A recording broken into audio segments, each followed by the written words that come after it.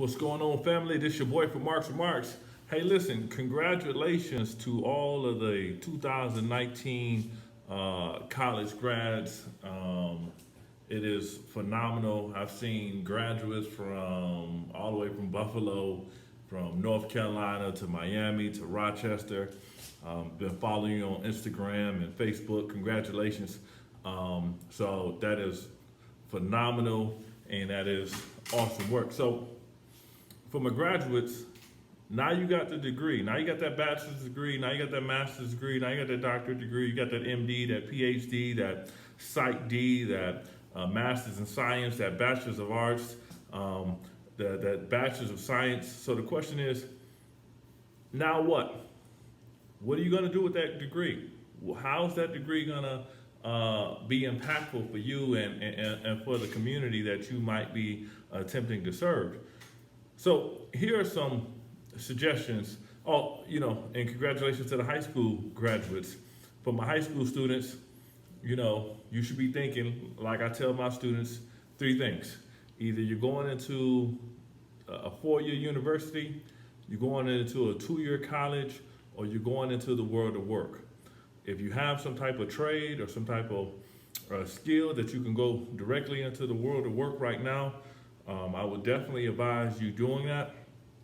If you don't have a trade, if your school is not a vocational school or a school that provided you with some type of area of expertise, you might want to go into some type of 2-year vocational school, trade school, get some skills so that you can go into the workforce.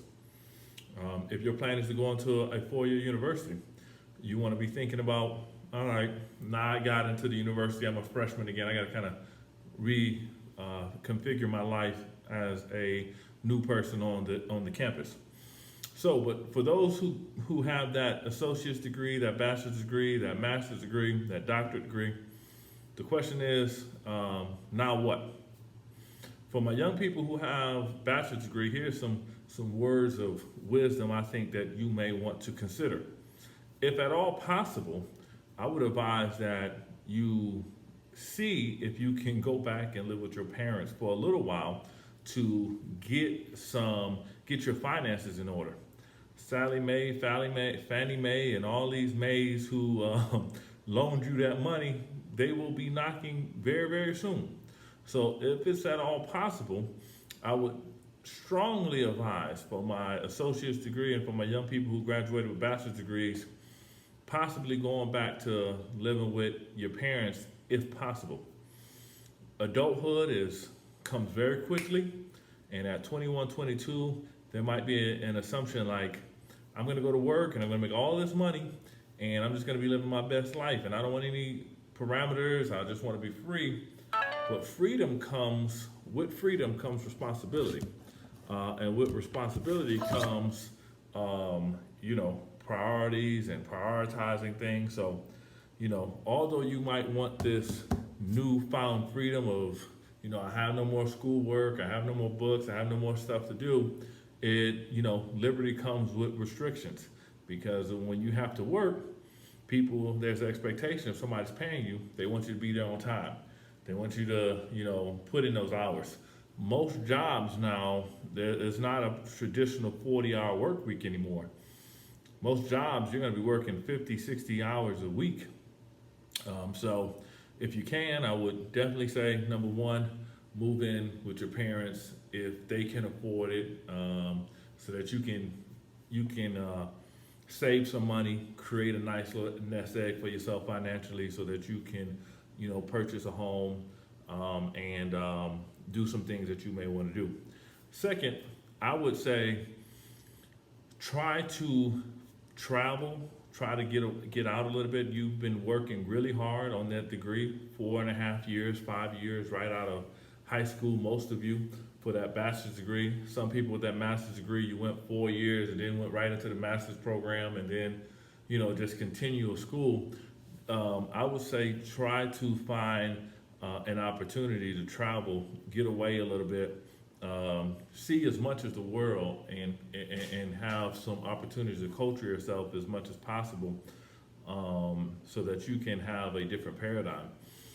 Sometimes in our myopic scope or where we are currently, we believe that's everything. But when you travel outside of the comfort of your home and outside of the comfort of where you are, there's a different world. You know, how people might do things in Buffalo might be different than how people might do things in Miami, might be different than how people do things in California.